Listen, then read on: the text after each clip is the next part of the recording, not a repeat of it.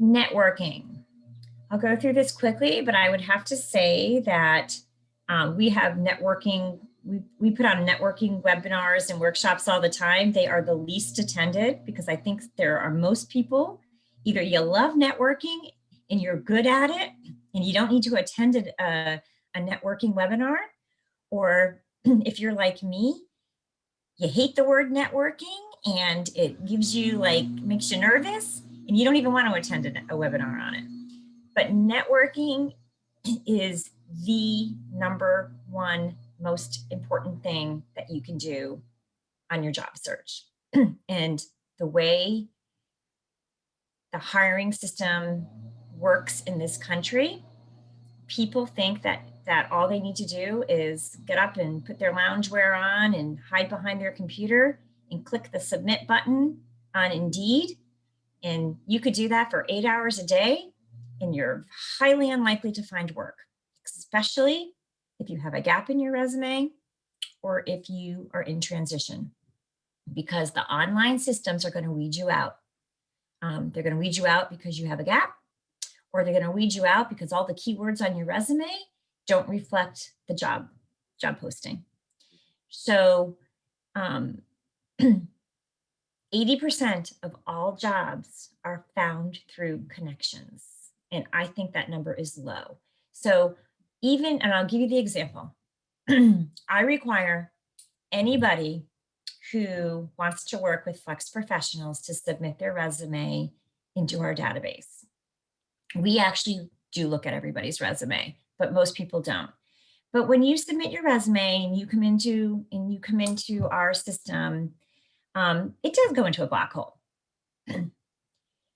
If after this webinar, you submit your resume to me, or even if your resume is in my system and you send me an email, and at the end of this webinar, you're going to have my email, access to it, and you send me a nice email, give me a little bit about your background, tell me that you appreciated this, webinar from 40 plus, you give me some kind of connection there, I'm going to remember you. I'm going to be more likely to go into my system, take a look at your resume and say, you know what, I think I'll talk to this person and tag you for an interview. Had you not done that, your resume would just sit in my system. So use your connections. You're making a connection right now. Utilize them. I mean, another example, I went to Boston College. Anybody that takes the time to look at my career page or About Us page and to see that I went to Boston College, one of my business partners did, and sends me a little note and says, hey, I'm a fellow BC grad, love your model. I'm exploring a new opportunity. Would love to learn more about your company and pick your brain. I will absolutely talk to them because I have a connection with them, even though I've never met them, right? So that is why you network. And I'll give you one more example. I have a really great candidate that I placed at an employer, and that employer loves that candidate, thinks that they are worth $1 million. And that candidate sends me an email and says, Sheila, my neighbor so-and-so is looking for a job. I'm going to interview that person because good people bring in good people. So that is how you find work. And even though in the end, somebody will say to you, I need you to put your resume into our company's database. Can you go on and click on blah, blah, blah and submit your resume? It's the fact that somebody's walking your resume down to HR and saying, talk to this person.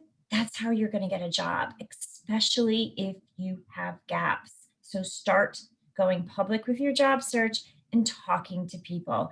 And just lastly, that last one there, 40% of all jobs are never advertised.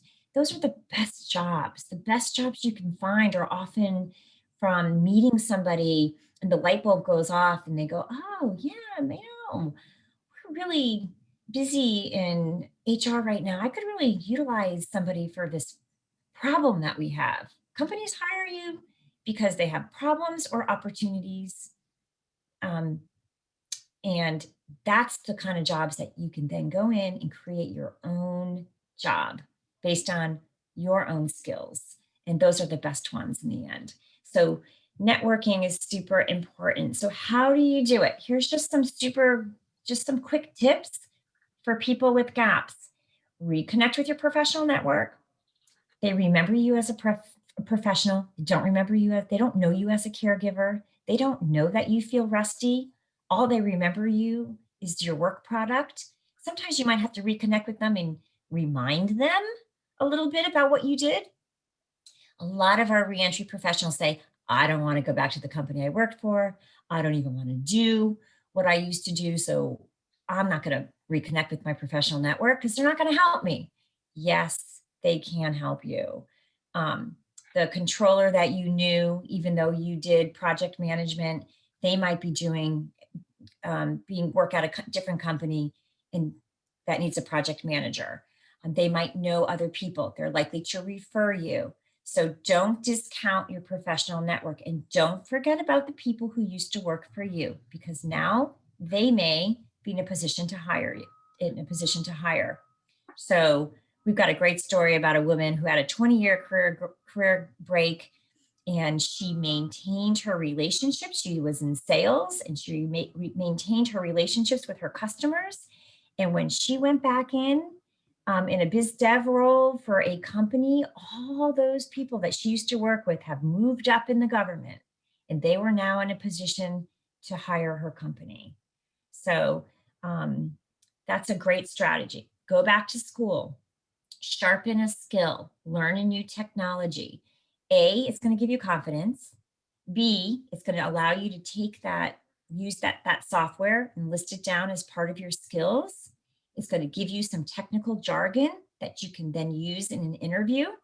Super important. Be open to a returnship. Be open to project work. A returnship is, find a company that you'd love to work for and say, hey, I'm trying to get back in.